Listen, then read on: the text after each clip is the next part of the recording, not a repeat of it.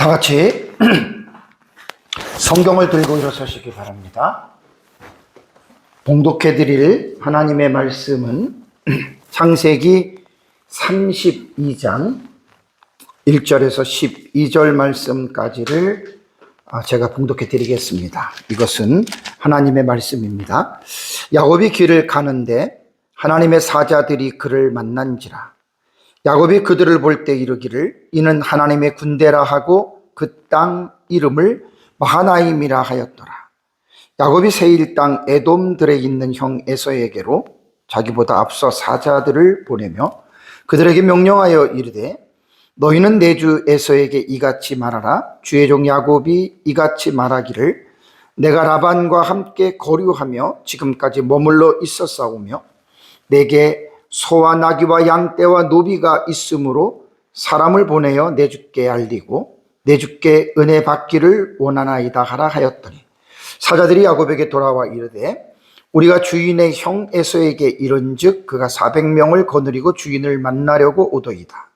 야곱이 심히 두렵고 답답하여 자기와 함께한 동행자와 양과 소와 낙타를 두 떼로 나누고 이르되 에서가 와서 한 떼를 치면 남은 한 떼는 피하리라 하고 야곱이 또 이르되 내 조부 아브라함의 하나님 내 아버지 이삭의 하나님 여호와여 주께서 전에 내게 명하시기를 내 고향 내 족속에게로 돌아가라.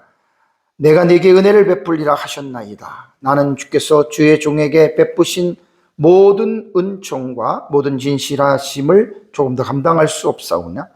내가 내 지팡이만 가지고 이 요단을 건넜더니 지금은 두 때나 이루었나이다. 내가 주께 간구하오니 내 형의 손에서 에서의 손에서 나를 건져내시옵소서. 내가 그를 두려워함은 그가 와서 나와 내 처자들을 칠까 겁이 나기 때문이니이다. 주께서 말씀하시기를 내가 반드시 내게 은혜를 베풀어 내 시로 바다에 셀 수 없는 모래와 같이 많게 하리라 하셨나이다. 아멘. 네, 앉으시기 바랍니다. 제가 좀 감기의 기운이 있어가지고 오전에 설교를 하면서 마지막 부분에 목이 많이 잠겼습니다. 지금도 사실은 이제 목이 잠겨 있는데 조금 들을 때 불편하시더라도 좀 양해하시고 들어주시면 감사하겠습니다. 오전 예배에는 제가 창세기 31장의 마지막 문맥에 대한 부분에 대해서 이제 여러분들에게 말씀을 드렸습니다. 창세기 31장은 이제 그 야곱의 내러티브에서 하란에서 20년의 세월을 정리하고 이제 가나안을 향하여 가는 그 내용이 창세기 31장입니다. 그래서 한 5시간 정도 봤죠. 5시간 정도 창세기 31장의 내용을 우리가 공부하고 이제 오후 예배 시간에는 이제 창세기 32장으로 넘어옵니다. 근데 오전에 말씀을 드린 대로 20년 동안 라반과의 맺었던 좋은 일도 있었지만 안 좋은 일도 많았잖아요. 어쨌든 20년의 그 모든 그 갈등들, 모든 불의한 일들이 하나님께서 아주 깨끗하게 31장 마지막 부분에 라반이 야곱을 추격했고 야곱을 만나기 전에 하나님께서 꿈에서 라반에게 나타나셔서 내 종 야곱에게 선악간에 어떠한 말이든지 하지 말아라라고 하는 아주 하나님의 일침을 쐐기를 박았잖아요. 그래서 사실은 라반이 야곱에게 호의적으로 자신의 계획을 포기하고 여러분 그렇게 대해줬다라고 하는 것은 하나님이 야곱의 삶을 일거수일투족의 모든 것들을 하나님이 개입하십니다. 하나님이 개입하셔서 결국은 이제 창세기 한 35장, 6장 정도 가면 야곱이 세상을 떠나거든요. 그때까지 하나님은 야곱과 함께 하신 그러한 부분들을 우리가 성경을 통해서 우리는 이제 알게 됩니다. 제가 아브라함 때부터 설교를 할 때 창세기 12장부터 왜 하나님이 왜 하나님이 아브라함과 이삭과 야곱, 지금 야곱에 대한 부분을 쭉 보는데 왜 저들이 저렇게 부족하고 연약하고 때로는 잘못함에도 불구하고 하나님이 무엇 때문에 저들의 삶을 끝까지 책임지시고 하나님이 주관하시는 걸까? 그거는 다른 게 하나도 없어요. 아브라함과 이삭과 야곱이 잘나고 그들이 뭐 특별해가지고 그러는 게 아니고 하나님이 아브라함과의 언약을 맺을 때 보면은 제가 창세기 12장에 그때 설교를 할 때 그랬죠? 12장 설교를 할 때 언약에 대한 부분을 제가 쭉 정리를 한 적이 있습니다. 언약에 대한 부분을 창조 언약부터 시작해서 그다음에 이제 그 행위 언약하고 그다음에 뭐 이제 그 여인의 후손에 대한 구속 언약 그다음에 이제 노아 언약부터 쭉 해가지고 그때 여러분들에게 말씀을 드릴 때 아브라함과의 맺은 언약은 그 언약의 방식이 일방적인 언약이에요. 예를 들자면 행위 언약 같은 경우는 쌍무적 언약이라 그러죠. 쌍무적. 이제 출애굽기 19장 6절과 7절, 8절에 보면은 시내산 언약은 쌍무적입니다. 그러니까 하나님과 이스라엘 백성의 책임이 있는 쌍무적이고 아브라함의 언약 창세기 12장에는 일방적인 언약이에요. 하나님은 그냥 단도직 입장에서 하나님이 일방적으로 나타나셔서 세 가지를 하나님이 약속을 한 겁니다. 뭐 아브라함이 어땠든 상관없어요. 내가 너에게 이렇게 해줄게. 그게 일방적인 언약이거든요. 근데 하나님은 그 일방적인 언약을 아브라함의 삶 속에서 신실하게 이루셨고 또 그 약속대로 아브라함의 아들 이삭의 삶도 충실하게 하나님이 이루어 가시고 그 다음에 손자가 되는 야곱의 지금 내러티브를 보고 있는데 야곱에 대해서도 하나님은 최선을 다해서 신실하게 대해주는 거예요. 그래서 이제 오전에 31장 마지막을 보면서도 야곱이 뭐 잘나고 그래서 하나님이 야곱의 보디가드가 되어서 라반과의 문제를 해피엔딩으로 끝내주는 게 아니에요. 하나님이 아브라함과 맺은 그 언약을 기억하시고 그 언약을 기억하시는 가운데에 하나님이 야곱을 계속해서 인도하고 보호해 주는 것이라고 하는 사실을 여러분들이 이제 잊지 마시기 바랍니다. 이제 32장으로 들어왔습니다. 32장으로 들어와서 이제 어쨌든 라반과의 문제에 있어서는 야곱이 20년 동안 마음을 졸이면서 살았거든요. 많은 불이익을 당했고 그게 이제 문제가 해결이 된 거예요. 얼마나 좋겠습니까? 마음의 어떤 한 구석에 있는 어떤 그러한 묵혀있던 것들이 싹 깨끗하게 처리가 됐으니 얼마나 여러분 야곱의 마음이 즐거웠겠습니까? 근데 32장을 딱 들어가면 즐거운 것으로 끝나는 게 아니라 창세기 32장은 야곱이 풀어야 할 과제가 하나 있어요. 문제를 해결해야 할 과제. 반드시 풀어야 됩니다. 그게 누구냐면 20년 전에 야곱이 하란으로 오게 된 이유가 형이 자기를 죽이려고 했기 때문에 도피한 거 아니에요? 근데 그 문제가 아직 해결이 안 된 거예요. 하란에서 20년 동안 있을 때에는 가나안과 거리가 있기 때문에 어떨 때는 잊을 수가 있겠죠. 잊어버리고 살 수가 있는데 이제는 돌아가는 길이에요. 점점 내려가면 내려갈수록 아버지하고 어머니가 있는 집뿐만 아니라 20년 전에 트러블 생겼던 에서도 가까운다는 이야기죠. 그래서 32장을 보면은 이제 야곱이 어떻게 이 문제를 풀어야 되는지에 대한 그 부분이 이제 32장에 나옵니다. 32장에. 그리고 이제 33장으로 넘어가면은 이제 33장에서 이제 야곱이 에서를 대면합니다. 여기서 또 하나님의 기적이 나타나요. 하나님의 기적이 나타나고 그러고 나서 이제 에서와 완전히 화해하고 여러분 이것도 마찬가지예요. 라반과 화해한 것도 하나님이 개입해서 라반에게 은혜를 주셔서 화해한 거고 에서와의 화해도 마찬가지입니다. 하나님 나타나십니다. 그리고 이제 문제가 하나하나 해결되면서 야곱이 이제 이삭이 있는 집으로 돌아가는 내용들이 앞으로 33장, 4장, 5장에 걸쳐서 여러분 이제 우리가 볼 수가 있습니다. 저는 오늘 이제 32장에 들어와서 1절에서 12절의 내용을 하나님의 군대를 만난 야곱, 하나님의 군대를 만나요. 1절과 2절에. 그러고 나서 곧바로 야곱에게는 어떠한 마음속의 상태가 나오냐면 두려움과 답답함을 느껴요. 충분히 느낄 수밖에 없죠. 그러고 나서 거기서 야곱이 하는 게 기도입니다. 오늘 설교의 제목대로 오늘 본문의 말씀을 제가 여러분들에게 함께 은혜를 나누겠습니다. 우선 창세기 32장은 개론적으로 1절과 2절이 야곱이 길을 가다가 하나님의 군대를 봅니다. 3절에서 5절은 세일당형 에서에게 사자들을 먼저 보냅니다. 문제 해결을 위해서. 그리고 6절을 보면 사자들이 돌아와서 야곱에게 말을 하는데 에서가 400명을 데리고 올라온다 그러잖아요. 7절과 8절에는 야곱의 두려움이 엄습하고 야곱의 생각이 있습니다.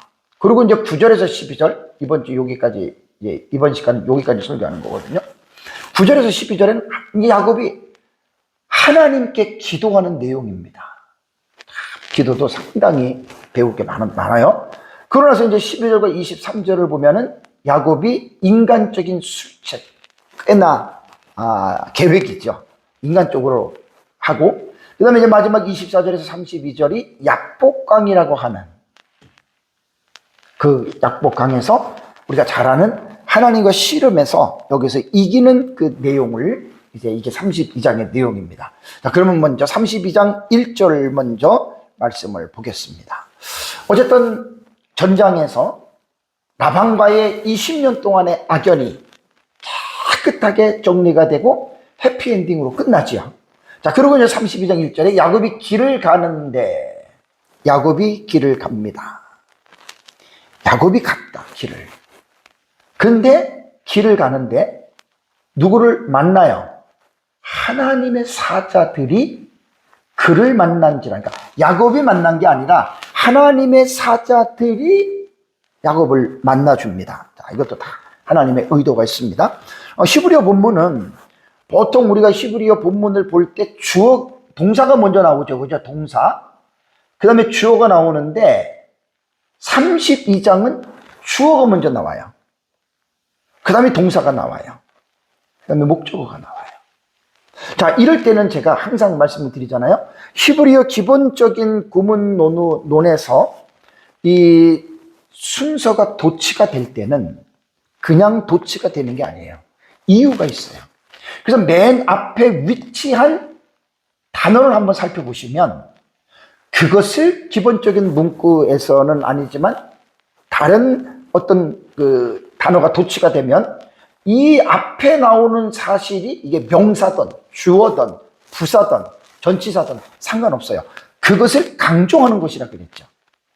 그래서 32장 1절에는 히브리어 본문에 베라고 하는 그 접속사와 그리고 야곱이라고 하는 주어가 먼저 딱 나온단 말이에요.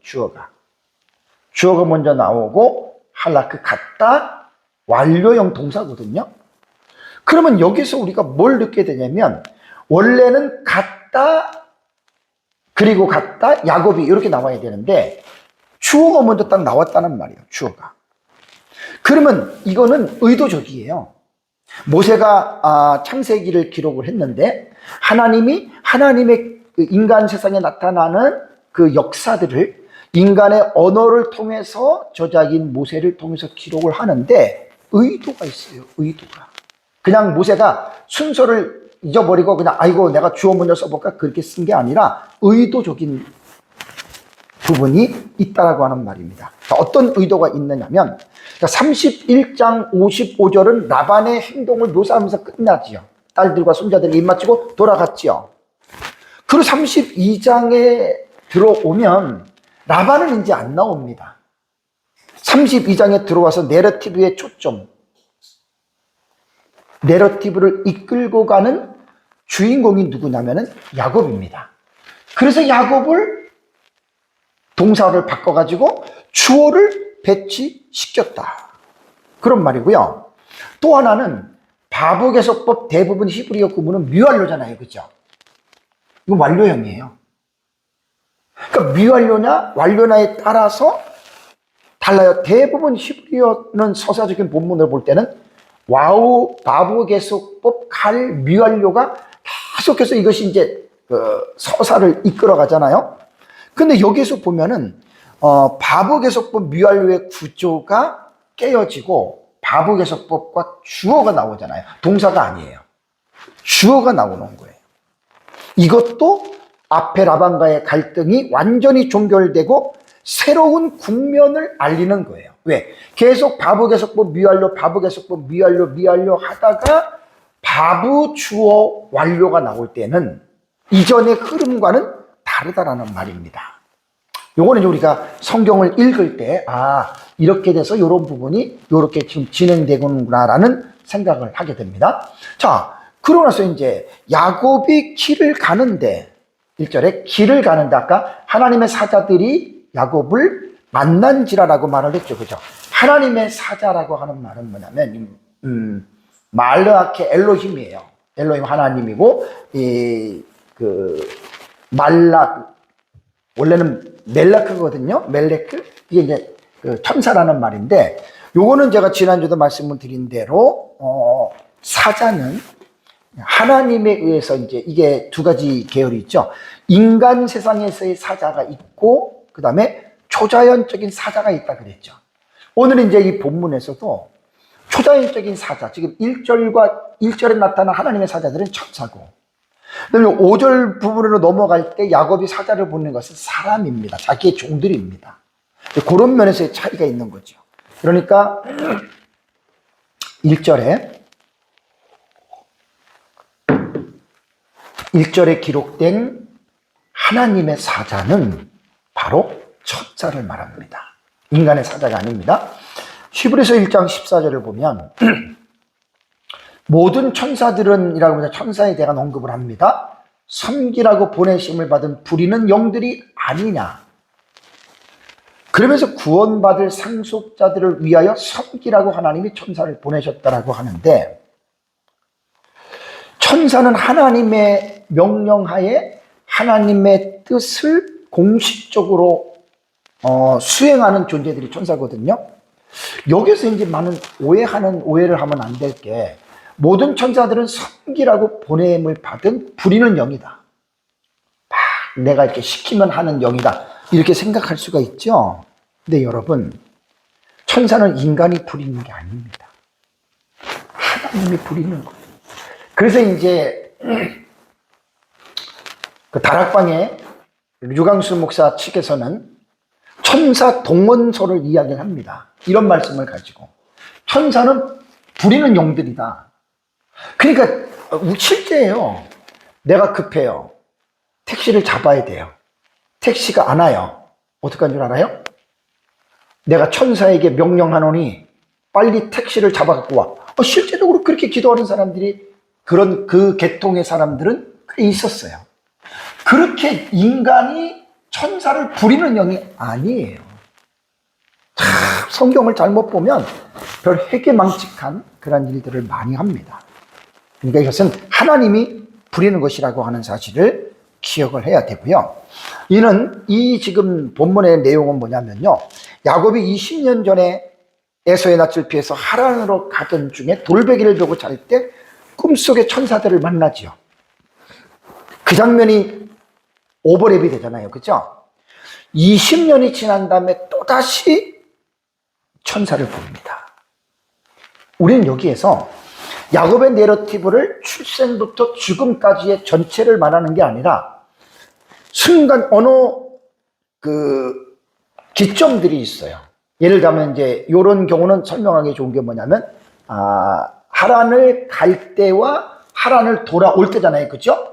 요 기간 동안에 하나님이 하셨던 일을 보면은 시작과 마침을 하나님이 개입하신다. 그래서 키아즘 구조 같은 거를 보면 요걸 이제 학자들이 이렇게 분배했는데, 저는 키아즘에 대해서는 별로 이렇게 그냥 그렇구나라고 할 정도지, 저는 차용하고 싶은 마음은 사실은 없어요. 어쨌든 본문에서 보면은 하나님은 일을 시작하시고 진행하시고 그 일을 확실하게 마무리하시는 분이다. 야곱이 하란을 갈 때와 올 때까지, 갈 때는 베델에서 천사들을 보여주시고 올 때에도 이 장소가 이제 마하나임이라고 부르거든요. 거기에서 마무리를 짓잖아요. 그래서 여러분, 하나님은 시작하시고 가만히 있는 분 아니에요. 시작하셨으면 하나님은 진행하십니다. 진행하다가 아무리 어렵고 힘들다고 해서 하나님, 야, 나 못해, 포기해, 그런 하나님 아닙니다. 반드시 결과를 마치십니다. 하나님이 내 인생을 세상에 태어나게 했어요. 자, 우리가 살아가다 보면 힘들 때가 있고 어려울 때가 있어요. 죽을 때가 있겠죠. 하나님은 우리가 죽을 때까지 우리의 길을 끝까지 인도해 주시는 변함없는 분이십니다. 그렇게 여러분 믿으셔야 됩니다. 2절로 넘어가면 야곱이 그들을, 천사들이잖아요. 천사들을 볼 때에 뭐라고 말을 하냐면 이는 하나님의 군대라. 그러니까 창세기 지금 족장들의 서사에 보면 어떤 일을 당하고 뭘 경험하면 반드시 뭐 이름을, 지명을 명명하거나 이런 것들 하잖아요. 그죠? 나도 지금 딱 보고 그 땅에서 천사들을 보고 이거 하나님의 군대네? 그리고 야곱이 이름을 붙인 거예요. 자기가 마하나임이라고 하는, 여러분, 이 이름을 붙였다라고 말을 했습니다. 그렇다면 하나님의 군대는 뭘까? 마하네 엘로힘이에요. 이게 마하네라고 하는 군대는 야영지 혹은 진영 군대 이런 뜻이거든요. 그러니까 뭐냐면 이 1절에서 말한 하나님의 군대는 1절에서 말한 하나님의 사자들의 무리, 사자들을 봤잖아요. 그것을 이제 야곱은 뭐라고 얘기를 했냐면 하나님의 군대다. 그래서 마하나임이라는 임, 복수 때부터 복수 붙이는 거예요. 복수 이렇게. 임은 마하나임은 고유명사입니다. 이게 마하네예요. 마하네의 쌍수예요. 쌍수.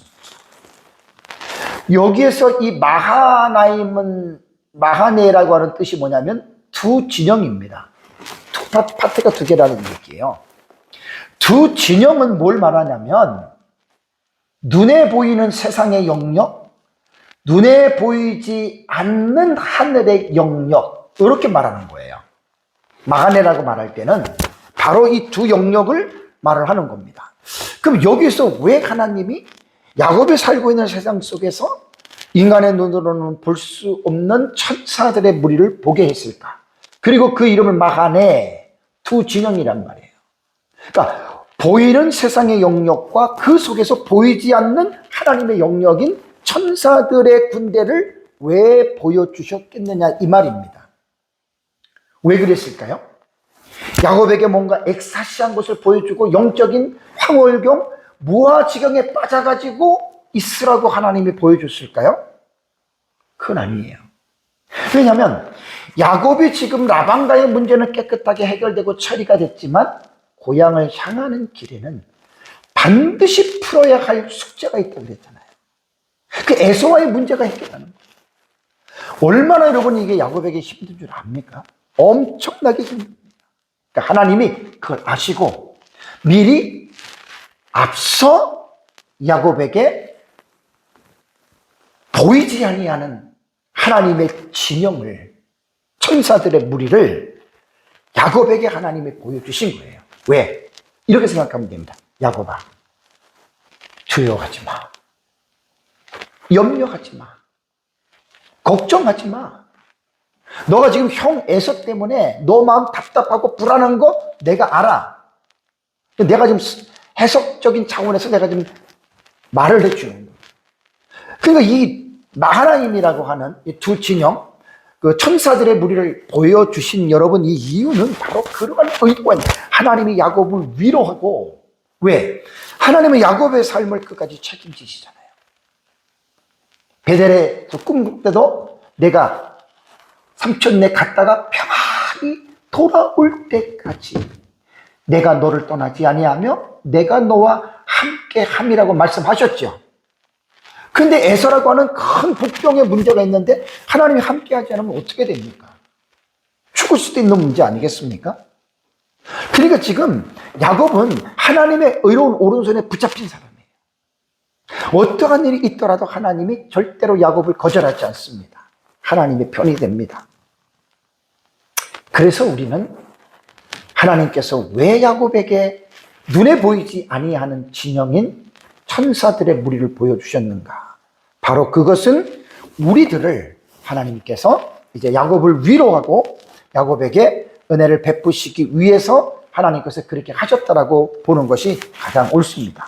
자, 적용으로 한번 말씀을 드릴까요?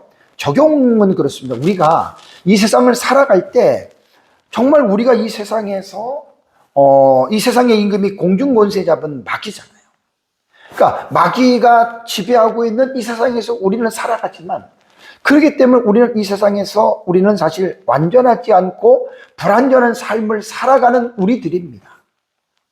그럴 때 하나님은 마귀가 우는 사자처럼 두루다니면서 삼킬 자를 발버둥 치면서 쫓아오잖아요. 그렇죠? 그럴 때 우리는 하나님이 우리와 함께 계신다. 우리는 이러한 차원에서 여러분 우리가 하나님이 우리를 보호해 주신다라고 하는 여러분 이 믿음을 가져야 됩니다.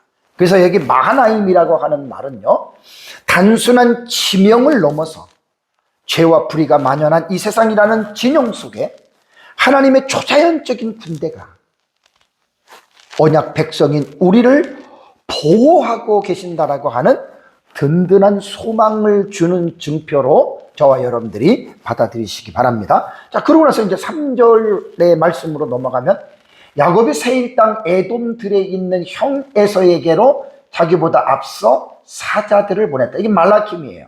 이거는 인간 사자예요. 초자연적인 사자가 아니다. 그러니까 1절에 나오는 사자와 똑같은 단어인데 여기서는 우리가 볼 때에 이제 눈에 보이는 그런 사람을 말을 한다라고 여러분 우리가 이 본문을 여러분 우리가 생각을 해야 됩니다. 자, 그러면 야곱은 사실 어쩔 수가 없는 거예요. 왜? 고향으로 돌아가면 형을 안 만날 수가 없잖아요. 만나야 되거든요. 그러면 좋은 관계가 아니었기 때문에 무슨 일이 있어도 만나야 됩니다. 근데 그 만남 속에서 야곱이 문제를 풀어야 되는데 그 문제를 풀기 위해서 야곱이 자기의 종들을 사자들을 보내서 먼저 에서에게 타진을 하고 일의 문제를 해결하기 위해서 야곱이 지금 사자들을 보냅니다. 자, 이것은 우리가 야곱의 행동을 본받아야 할 모범적인 사례입니다. 왜 그러냐면 야곱이 1절과 2절에서 하나님의 군대를 봤잖아요. 천사들을 봤잖아요. 그 기분이 업돼가지고 하나님이 내 편이고 천사들이 있으니까 천사들이 알아서 에서의 문제를 해결해 줄 것이고 에서가 나를 죽이려고 그러면 천사들이 에서를 죽여주겠지. 이렇게 생각할 수도 있지 않겠어요? 근데 여러분, 우리가 왜 야곱의 이 행동을 우리가 본받아야 할 모범적인 사례라고 말씀을 드리냐면 하나님이 주권적으로 역사하시는 일이 있는가 하면 인간이 해야 할 책임이 있습니다. 책임의 문제로 볼 때에 야곱의 모습은 본받아야 할 사례라고 이렇게 말씀을 드리는 겁니다. 그래서 개혁신학자들의 그 주해를 보면은 하나님의 주권이 인간의 책임을 면제하느냐? 아니라는 거예요. 하나님이 역사하신다고 해가지고 인간은 아무것도 안 하고 그냥 가만히 있으면 하나님께서 그러면 그 일을 하실까? 아니라는 겁니다. 하나님이 하실 일이 있고 인간이 해야 할 책임을 우리가 절대로 무시하면 안 된다라고 하는 거. 여기서 야곱의 모습에서 우리가 볼 수가 있고요. 4절을 전반절과 후반절로 나누면 전반절에 그들에게 명령하여 이르되, 자기 종들이잖아요. 사자들에게 명령을 합니다. 어떤 명령을 하느냐? 4절 후반절에 보면 너희는 내 주 에서에게 이같이 말하라. 주의 종 야곱이 이같이 말하기를. 여기서 보면은요, 에서를 내 주라고 이렇게 부르라고 그랬죠. 그죠? 라돈이에요. 라돈이. 아도나이가 보통 이제 주라고 이렇게 부르거든요. 그러니까 이제 이거는 에서를 가르치는 거니까 라돈이라고 불렀고, 그리고 자기를 형 앞에서 어떻게 불렀냐면 아브데카, 종으로 불렀어요. 종으로. 그러니까 뭐냐면 완전히 이제 야곱은 에서는 주인이고 자기는 종이다. 이렇게 자신을 완전히 비하시켜서 말을 한 겁니다. 형제의 소율로 보면은 야곱은 동생이죠. 그러나 하나님의 소율로 볼 때에는 장자가 바뀌었잖아요. 야곱이 장자가 된 거예요. 그런데 왜 여기에서 야곱이 에서를 내 주라고 부르고 자신을 종으로 부르느냐? 혹시 여기서 야곱이 겁이 나가지고 장자권을 포기한 것이 아닐까? 그건 아니에요. 야곱이 이렇게 부른 것은 뭐냐면 인간적인 차원에서 인륜의 법칙을 무시하지 않겠다라고 하는 양심의 법을 따른 겸손한 태도이기 때문에 우리가 잃어간 것은 우리가 분명하게 배워야 됩니다. 자, 그러고 나서 이제 뭐라고 야곱이 사자들에게 말을 하냐면 여기 뭐라고 말을 하냐면 내가, 이건 시가 되겠네요. 라반과 함께 거류하며 지금까지 라반과 함께 머물러 있었다라는 말을 하라고 명령한 겁니다. 야곱은 에서와 이별한 후에 20년을 떨어져 지냈죠. 에서와 20년. 에서도 궁금했을 거 아니에요. 물론 뭐 수소문해서 알았는지는 모르겠지만. 그래서 야곱은 종들을 통해서 자신이 그동안 밧단 아람 외삼촌 라반의 집에 머물러 있었다라고 하는 것을 상세하게 말해라라고 이렇게 말을 했고, 또 하나는 이제 5절을 보면은 무슨 말을 하냐면 내게 소와 나귀와 양떼와 노비가 있으므로 내가 이제 가난한 게 아니라 20년 동안 지금 하나님에 있으면서 하나님이 이제 뒤에도 나오겠지만 하나님이 복을 줘서 나도 어느 정도의 재물을 나도 소유한 사람이다 라고 하는 것을 먼저 말을 하고, 사람을 보내어 내 주께 알리고 내 주께 은혜 받기를 원하나이다 하라고 이렇게 종들에게 이렇게 명령을 했습니다. 자, 히브리 본문에는요 나에게 있으므로라고 하는 말이요, 이게 라예히리라고 하는 이 단어거든요. 나의 소유라고 하는 말입니다. 자, 이 말이 뭐냐면 이게 사실은 이제 우리가 히브리어에서 알아야 될 게 뭐냐면 히브리어는 영어식의 소유 동사인 우리가 have 동사는 가지고 있다라고 말을 하는 거잖아요. 히브리어에는 이 소유 동사가 거의 없다고 그래요, 학자들이. 그러면 히브리어에서는 소유가 없냐? 있지요. 지금 내게 있음으로라고 하는 것도 소유된 것들을 말하잖아요. 소유를 말할 때 특징이 뭐냐면 존재론적인 방식으로 말을 합니다. 내가 가지고 있어가 아니라 뭐뭐에게 있다, 뭐뭐에게 있게 되었다라고 하는 이게 존재론적인 거예요. 그래서 나에게 있음으로라고 지금 야곱이 표현을 했는데 와예히 리를 분석하면 이 와예히는 하야 동사거든요. 뭐뭐 있게 되었다. 리는 소유격 나에게가 되는 거예요. 그러면 이걸 어떻게 우리는 읽어야 되냐면 히브리어 구문으로 읽으면 나에게 있게 되었다. 잘 보셔야 돼요. 내게 주어졌다. 내게 생기게 되었다. 어때요? 내게 있다 라고 하는 말은 have라고 하는 영어 have 동사의 의미를 갖잖아요. 그죠? 근데 이게 아니라는 거예요, 히브리어는. 나에게 이렇게 양과 소와 염소가 있게 되었다. 양과 소와 염소와 노비가 내게 어떻게? 주어졌다. 여러분, 이게 뭘 지금 말하는 거죠? 이게 누군가에 의해서, 그죠? 외부에서 준 것이라고 하는 이것이 히브리어가 바로 이걸 지금 말하는 거예요. 이거를. 그래서 예를 들자면은 영어식으로 표현하면 내가 돈을 벌었다. 그래서 내가 돈을 가지고 있다라고 하는 말인데 히브리어의 개념은 내가 돈을 벌어서 가지고 있다라기보다는 하나님께서 내게 돈을 주셨다 이렇게 본다는 거예요. 창세기 서사에 보면 이런 표현이 되게 많이 나옵니다.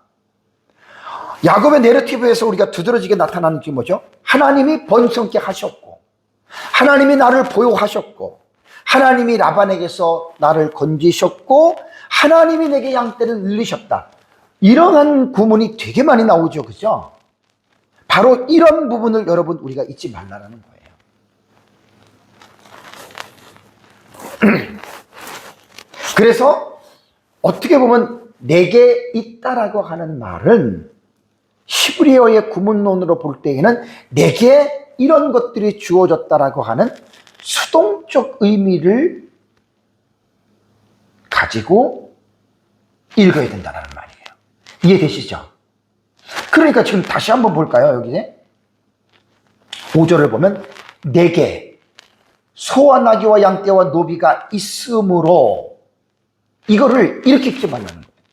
내게 소와 나귀와 양떼와 노비가 하나님이 내게 주셨다, 이렇게 읽으라는 거예요. 이게 히브리어의 문법에서 읽을 수 있는 법이기 때문에 우리가 본문은 여러분 이렇게 수동적으로 하나님이 주셨다라고 하는 것을 읽어야 됩니다. 그러면 야고보 에서에게 전하는 말 속에 내가 가지고 있는 이 소유는 내 능력이나 노력에서 주어진 게 아니다. 내가 믿는, 우리가 믿는 여호와 하나님이 내게 주신 선물이다. 이걸 지금 말하는 겁니다. 그래서 야곱은 하나님이 자기 자신에게 복을 내리신 그 부를, 일부를 사자들을 통해서 어떻게 해요? 내게 소와 낭떼가 있으므로 주께 알리고 일부를 보낸 거예요. 예물로 받아 달라고. 그리고 나서 이제 야곱이 말하는 거는 내 주께 은혜 받기를 원합니다. 그러니까 어떻게 보면 뇌물적인 요소가 있긴 하지요. 자기에 대해서 안 좋은 생각을 가졌으니까 이렇게 주면서 제발 나에게 대해서 이제 이걸 받고 좀 기분을 좀 풀어달라고 하는 이런 말이 있습니다. 자, 그러고 나서 이제 6절로 넘어가잖아요. 그 중간에 모든 것들을 다 생략을 합니다. 자, 6절을 보면 사자들이 야곱에게 돌아와 이르되, 다 만났어요. 그런데 그 말을 듣고 주인 형 에서에게 이른즉 그가 400명을 거느리고 주인을 만나려고 오더이다.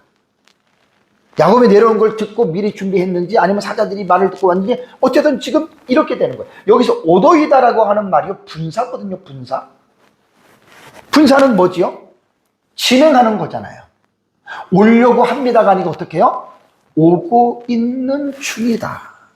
여러분, 야곱의 정서를 한번 여러분 생각해 보세요. 안 그래도 문제를 해결하기 위해서 얼마나 밤잠을 제대로 잤겠습니까? 왜냐하면 생명이 달린 문제인데, 형이 나를 만나러 오는 거 도대체 어떤 목적으로 오는가? 400명을 거느려 가요. 400명. 뭔가 불길한 예감이 들죠, 그죠?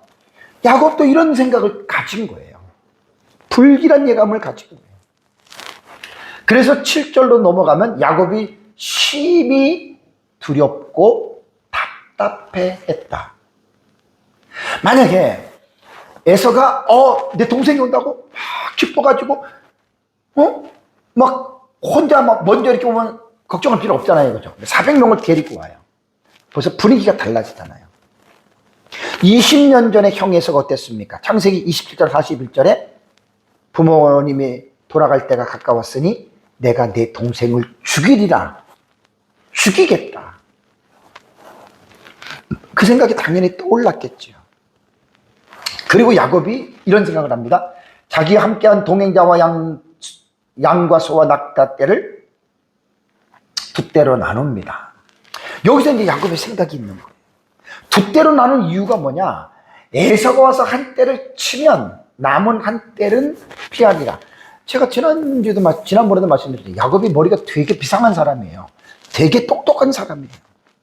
그러니까 인간적으로 자기가 할 일에 대해서는 철저하게 계산적으로 해서 나가는 사람이거든요. 여러분, 이거는 잘못된 게 아닙니다. 잘못된 게 아닙니다. 아까도 말씀드린 대로 인간의 책임적인 문제에 있어서는 이건 잘못된 게 아닙니다. 자, 이제 여기서 야곱의 마음을 한번 생각해 보십시오. 형이 400명을 거느리고 와요. 야, 정말 왜 하나님 집을 떠나서 하나님에서 20년 동안 있었어? 간단한 문제가 아니었잖아요.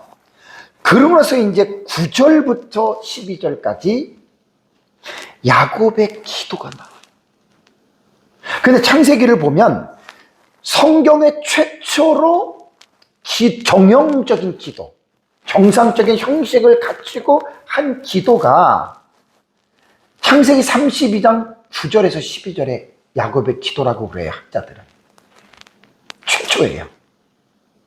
그래서 야곱의 기도는 4개 절로 구성이 되는데, 간략하게 인광적으로 말씀을 드리면 9절은 기도에 대한 대상인 하나님에 대한 호칭과 더불어 하나님께서 전에 말씀하셨던 언약의 내용이 있어요. 특이한 거예요. 하나님 전에 내게 이렇게 말씀하셨죠? 그대로 기도한다는 거예요. 말씀대로.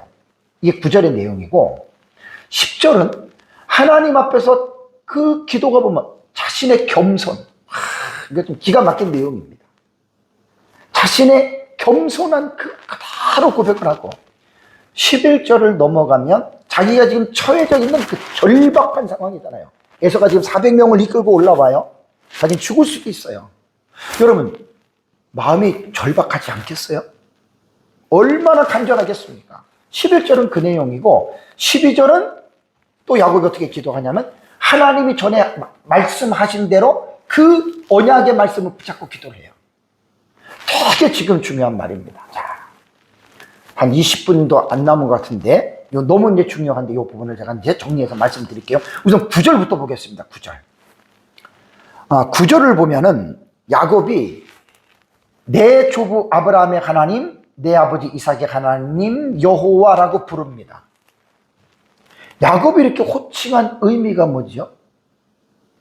단순한 가문적 호칭을 나타내려고 내 조부 아브라함의 하나님, 이삭의 하나님 이렇게 부른 것이 아니에요. 자기 가문을 드러내려고 이렇게 부른 것이 아닙니다. 그래, 이 말이 뭐냐면 커버넌트라 그러죠. 베리트, 언약. 언약을 믿지 마세요. 창세기, 여러분 창세기를 공부할 때 여러 가지 중요한 신학적인 주제가 있는데 언약이라고 하는 이 주제를 잊어버리면 창세기를 모르는 거예요. 언약의 연속성입니다. 그러니까 아브라함부터 시작된 언약의 흐름이 이삭을 통해서 야곱에게까지 내려왔잖아요. 그렇죠? 이 흐름이 단절되지 않는 거예요. 멈춰지지 않는 거예요. 계속해서 지금 야곱 때까지 내려왔고, 그러면 이스라엘 백성들의 그 사사 시대라든가 왕정 시대라든가 분열왕국 시대라든가 보면 선지자들의 기도에 보면 아브라함의 하나님, 이삭의 하나님, 야곱의 하나님 혹은 이스라엘의 하나님이라고 그들이 이야기를 하지요. 왜 그들의 기도 속에 하나님을 그렇게 부르는 줄 아십니까? 언약의 연속성을 드러내는 거예요. 자, 우리는 지금 누구에게 기도하고 있습니까? 우리 하나님에게 기도한다 그랬죠. 그럼 하나님에게 기도하는 그 하나님이 어떤 하나님입니까? 그 하나님이 누구의 하나님입니까? 내가 우연히 알게 된 하나님? 그게 아니에요. 우리가 지금 기도하는 대상은 아브람과 이삭과 야곱이 믿었던 그 하나님을 우리도 믿고, 그 우리의 기도는 그 하나님에게 우리가 기도한다라고 하는 사실을 분명하게 여러분 인식하시기 바랍니다. 우리가 하나님은 내 어떤 주관적인 경험으로 내가 어떤 체험을 통해서 하나님을 믿는 게 아니에요. 성경 66권의 객관적인 말씀을 통해서 우리가 믿는 하나님이 어떠한 하나님인지에 대해서 우리 성경을 통해서 우리는 하나님을 알아가는 거예요. 그래서 성경을 잘 배우시기 바랍니다. 자, 그 다음에 이제 9절에서 야곱이 하는 기도를 보면요. 자, 주께서 전에 내게 명하시기를 그랬잖아요. 전에, 과거에 주님 내게 이렇게 말하지 않으셨습니까? 내 고향, 내 족속에게로 돌아가라. 내가 내게 은혜를 베풀리라 하셨나이다. 이 말이 뭐예요? 지금 고향으로 돌아가는 길이잖아요. 그죠? 고향으로 돌아가는 길인데 복병을 만났잖아요. 에서가 자기를 죽이려고 지금 400명을 데리고 올라오잖아요. 이거는 뭐냐면 20년 전에 베델에서 하나님 나타나서 말씀하신 거예요. 내가 갔다가 돌아올 때까지 내가 너를 인도하고 지키고, 그 말씀했잖아요. 그러니까 지금 야곱이 보세요. 지금 속이 다 들어가잖아요. 아들이 12이에요. 처가 4명이에요. 애갈당이 안 끌겠어요? 그러니까 이것도 우리는 막 힘들면 하나님 나 힘들어 죽겠어요. 이게 아니라니까요. 하나님과의 맺었던 언약, 하나님이 자신에게 약속했던 말씀, 기도는 하나님의 말씀을 다시 하나님에게 되돌려 드리는 것이에요. 이게 유명한 말이에요. 뒤에 내가 그 학자의 글을 인용했거든요. 되게 멋있는 말이에요. 그러니까 기도는 단순히 내 필요, 나의 요구, 여기에는 사실 따지고 보면은 욕심도 들어갈 수 있고 잘못된 것이 들어갈 수 있죠. 그죠? 그런데 하나님의 말씀, 하나님이 내게 주신 말씀, 하나님이 우리에게 보라고 하신 말씀을 가지고 우리가 그 말씀으로 하나님한테 되돌려 드릴 때는 그 기도는 100점짜리 기도입니다. 하나님도 절대로 몰라라 하지 않는 기도입니다. 그래서 이제 이 내용은 창세기 31장 3절 지지난주 설교를 했잖아요. 야곱에게 내 조상의 땅, 내 족속에게로 돌아가라. 내가 나와 함께 있으리라. 이건 20년 전에 베델에서 이미 말씀한 거고, 또 이거는 말한 거고, 31장 13절에도 나는 베델의 하나님이라 그랬잖아요. 그러니까 20년 전에 베델에서 했던 말씀과 전부 다 연결되어 있어요. 내가 거기서 기둥에 기름을 붓고 서원하였으니 지금 일어나 이곳을 떠나서 내 출생지로 돌아가라. 사실 야곱은요, 이 하나님의 말씀을 믿고 가는 거예요. 하나님의 약속의 말씀을 믿고 가는데 지금 에서라고 하는 복병이 지금 딱 잠시되는 거예요. 이 문제를 풀어야 돼요. 그래서 여러분, 9절의 이 말은요, 9절의 이 내용은 대단히 여러분 중요합니다. 여기 보십시오. 주께서 전에 내게 명하시기를 그랬죠. 과거에 내게 말했을 때 명하시기를이라는 말이요, 분사형이에요. 분사형으로 해석해 보십시오. 과거에 내게 말씀하셨어요. 이게 과거 완료가 아니고 분사예요. 그럼 과거에 내게 말씀하신 그 말씀이 어떻게 해요? 지금까지 어떻게? 효력이 지속되고 있다는 말이잖아요. 여러분 놀랍지 않아요? 그러니까 야곱은 20년 전에 하나님이 자기에게 말씀하신 그 말씀의 의미를, 그때 깨달았던 그 의미, 그때 알았던 하나님, 그때 말씀하신 그 말씀을 지금까지, 분사형이니까 지속되고 생각하고 그대로 믿고 있다라는 말입니다. 그래서 내 고향 내 족속에게로 돌아가라. 내가 내게 은혜를 베풀리라. 이렇게 말합니다. 청교도 신학자 황태자라고 말하는 존 오웬이 이렇게 말했습니다. 참된 기도는 하나님께 그분의 말씀을 되돌려 드리는 행위다. 멋있지 않아요? 네? 왜 우리가 기도하는데 응답을 못 받습니까? 정욕으로 쓰려고 구하는 거 하나님 응답 안 하세요. 근데 진정한 기도는 뭐냐? 하나님께 그분의 말씀을 되돌려 드리는 거예요. 야곱이 지금 그걸 하고 있는 거예요. 단순히 내가 두렵고 떨리고 그러니까 하나님 나를 제발 좀 형 에서에서 건져 주셔가지고, 이게 아니고 하나님이 자신에게 약속했던 그분의 말씀을 다시 기도를 통해서 하나님에게 돌려드리는 거예요. 여기는 하나님이 꼼짝 못합니다. 꼼짝 못합니다. 그러고 나서 이제 10절의 내용은 이런 내용입니다. 나는 주께서 주의 종에게 베푸신 모든 은총과 진실하심을 조금도 감당할 수 없사오니. 이 말씀에서요, 여러분 중요한 게 뭐냐면 이 히브리 본문에는 첫 번째 단어가 동사가 나와요. 카톤티라고 하는 동사가 나오거든요. 근데 여러분 여기에서 이 우리말 번역을 참 잘했어요. 감당할 수 없사오나, 이런 뜻이거든요. 요 감당할 수 없다라고 하는 말은 번역을 잘했는데, 이 카톤티는 카톤이라고 하는 단어인데 이게 완료형이거든요. 이 뜻이 뭐냐면 작다, 하찮다, 될 수 없지 않다라고 하는 뜻입니다.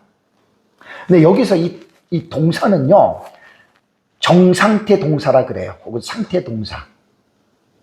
이게 의미가 있어요.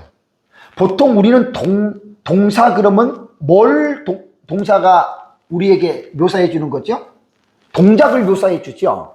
근데 여러분, 정상태 동사는 동작이 아니고 말 그대로 상태를 묘사해 주는 거예요. 야곱이 지금 하나님 앞에 여기서 지금 카톤티라고 하는 이 말을 쓴 거는 뭐냐면 내가 조금도 감당할 수 없습니다라고 하는 말은 움직임, 동작이 아니잖아요. 마음속의 상태예요. 야곱의 마음속의 상태는 뭐냐면 나는 작은 자라는 뜻이에요. 지금 이게 나는 감당할 수 없다라고 하는 말이 나는 작은 자다, 나는 하찮은 자다, 나는 정말 대수롭지 않는 자다. 이게 뭔 말을 할까요? 완료형이기 때문에 확실하다.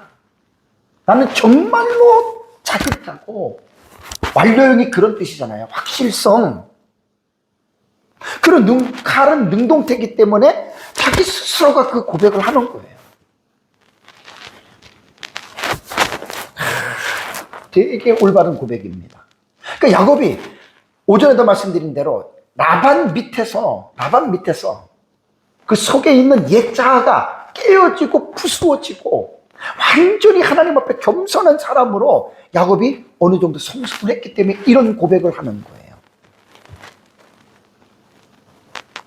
10절의 전반부를 이제 나는 작은 자 합당합니다. 확실성 다 얘기를 했습니다. 10절의 전반부를 지금 이런 뜻입니다. 나는 당신의 모든 인자하심과 모든 신실하심보다 어떻게? 작습니다. 나는 부족한 자입니다. 이런 말이에요. 의역하면 나는 당신께 보여주신 모든 자비를 받기에 합당치 못합니다.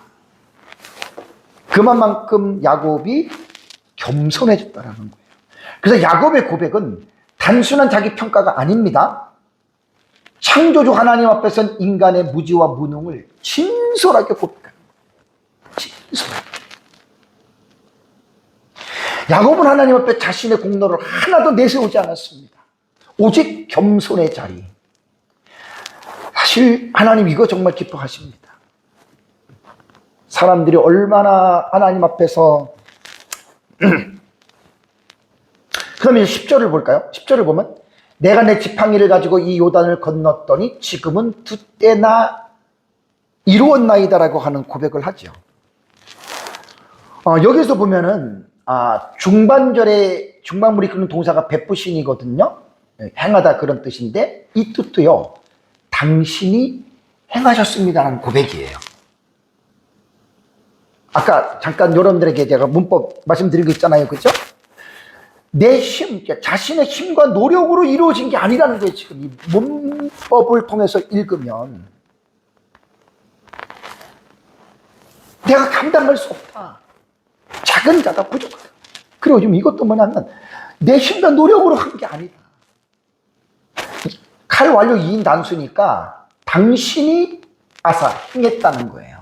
하나님이 내게 이것을 행했는데 여기에 보면은 은총과 모든 진실이라고 얘기를 했죠. 그죠? 이 은총과 진실, 헤세드와 에메트는 언약 속성의 양대축을 이루는 대단한 단어입니다. 요한복음 1장 14절에 은혜와 진리로 번역을 했고 이것은 은혜와 진리는 그리스도의 본질입니다. 하나님의 본질적인 속성입니다. 야곱이 하나님에서 20년의 삶을 볼 때 자신이 결혼하고 자식을 낳았어요. 또 외삼촌과의 라반과 관계스러운 불미스러운 일로부터 하나님이 깨끗하게 정리해 줬죠. 그 하나님이 많은 물질을 주셨어요. 여러분 이건 누구의 노력입니까? 누구의 힘입니까? 야곱은 겸손하게 당신이 내게 행한 일이다. 하나님이 내게 행하신 일이다. 오늘날 우리 성도들도 마찬가지입니다. 여러분들이 세상에서 열심히 일하고 노력하고 기도하고 그것은 인정을 하지만 다치고 본다면 하나님이 우리에게 행하신 일 아닙니까? 잊지 마시기 바랍니다. 다음에 이제 11절로 들어가면 내가 주께 간구하오니 내 형의 손에서 에서의 손에서 나를 건져내시옵소서. 내가 그를 두려워하면 그가 와서 나와 내 처자들을 칠까 두려워함이니이다 라는 말을 합니다.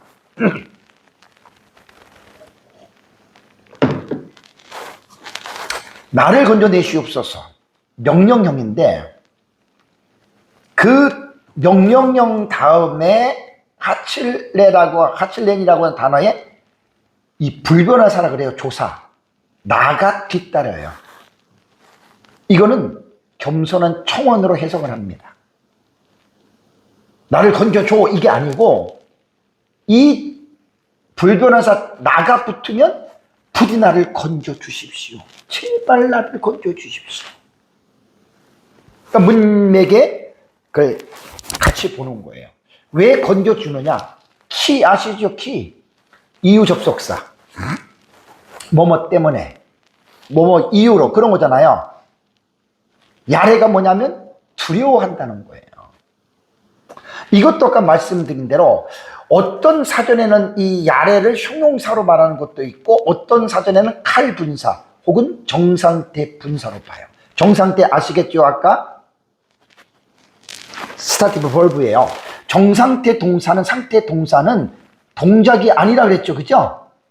존재 상태예요. 그러니까 야곱의 지금 상태가 마음의 존재 상태가 어떻게 됐느냐? 마음이 두려워해요. 요럴 때에 이 동사를 정상태 동사를 쓴단 말이에요. 정상태 동사. 상태 동사를 써서 야곱의 마음이 지금 이렇게 지금 두려워하고 있다. 그래서 정상태 동사는 순수한 동사도 아니고 순수한 형용사도 아닌 동사와 형용사의 특성을 모두 가지고 있다 그래요. 그래서 저는 형용사로 보는 것은 나는 옳지 않다고 보고 칼분사. 칼이라 분사는 뭡니까? 계속 지금 두려워하는 마음이 계속해서 지금 진행되고 있는 거예요.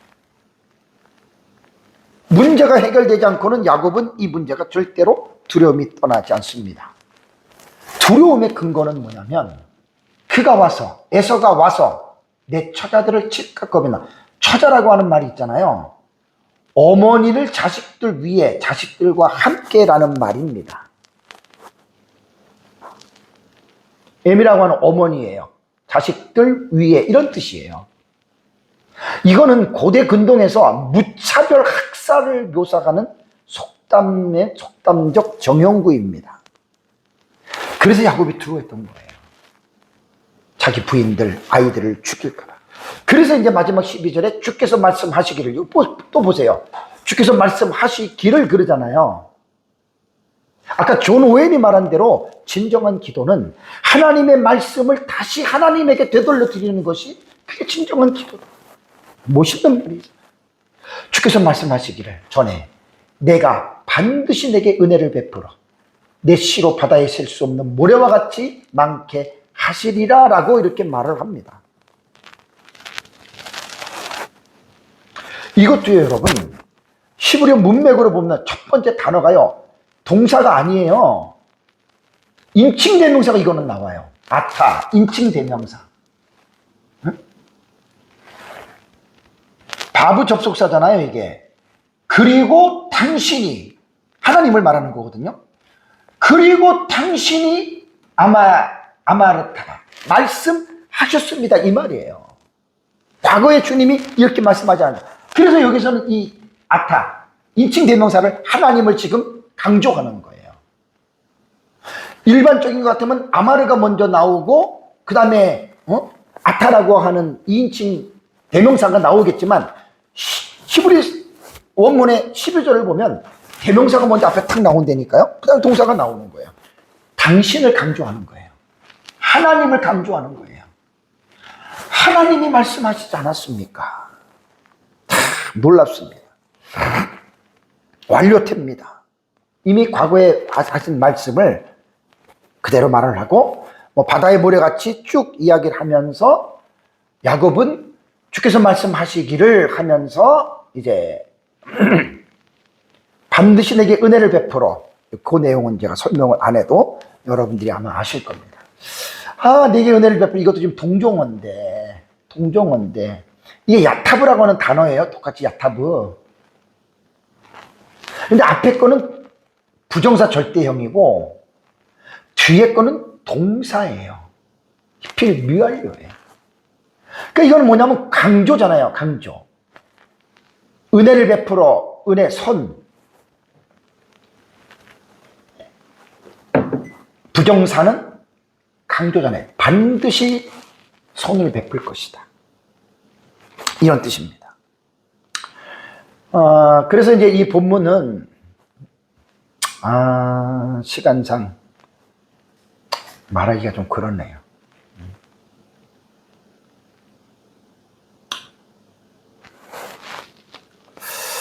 말씀을 좀 맺겠습니다. 이렇게 뭐 예언적 완료형 같은 거 대단히 중요한데, 미래의, 그러니까 사실로 볼 때는, 그러니까 문장의 의미로 볼 때는 앞으로 일어날 일이에요. 앞으로 일어날 일인데, 그 구약의 서사 중에서 내용 속에서 어떤 언약적인 내용이거나 예언적인 내용 같으면 미완료로 썼을 때에는 확정적 완료로 읽는다 그랬죠, 제가 지난번에. 그냥 앞으로 일어날 것이다, 그게 아니에요. 반드시 확실하게 이 부분이 일어납니다. 여기서 이제 왜 우리가 미완료를 완료된 상태로 읽어야 되냐? 그거는 제가 언약이나 예언의 부분의 문장에서 그렇다 그랬잖아요. 자, 이건 뭐냐면 하나님의 시간을 이해해야 됩니다. 하나님은 초시간적인 분입니다. 초시간이라는 말은 뭐냐면 과거나 현재나 미래에 지배받지 않아요. 이건 하나님밖에 없어요. 조직신학사 찰스 하치는 하나님 나라 시리즈 16번째 시간 때 그때 설교한 겁니다. 그에게는, 하나님에게는 과거, 현재, 미래의 구별이 없고 모든 것이 그에게는 동등으로 항상 뭐라고요? 현재이다. 자, 인간은 현재를 기준으로 해서 지금 전에를 과거라 그러고 지금 후에를 미래라고 하잖아요. 그렇죠? 하나님은 과거, 현재, 미래를 찰스 씨가 말한 것처럼 항상 현재로 보십니다. 믿으셔야 돼요. 자, 앞으로 100년 뒤에 일어날 미래, 하나님은 그걸 현재로 보고 계신단 말이에요. 2000년 전의 길 우리는 모르잖아요. 하나님은 과거도 현재로 보고 계세요. 제 말이 아니에요.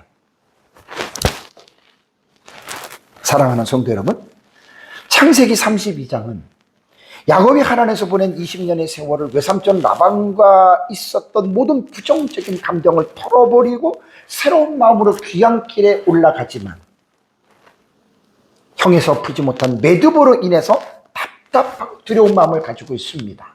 바로 이 문제에 하나님이 침묵하실 수가 없으시죠. 그래서 하나님이 나타나셔서 1절과 2절에 하나님의 군대, 그 장소를 마하나임이라고 불렀던 이를 통해서 앞으로 이제 하나님이 에서와의 관계를 어떻게 하나님이 풀어가시는 줄을 다음 주에 이 본문을 가지고 함께 은혜를 나누도록 하겠습니다. 어쨌든 성경을 우리가 하나님의 계시의 말씀, 언약적인 관점으로 성경을 잘 저와 여러분들이 배워서 또 믿음으로 승리하는 삶을 살아가시기를 주님의 이름으로 축복합니다. 다 같이 함께 기도하겠습니다.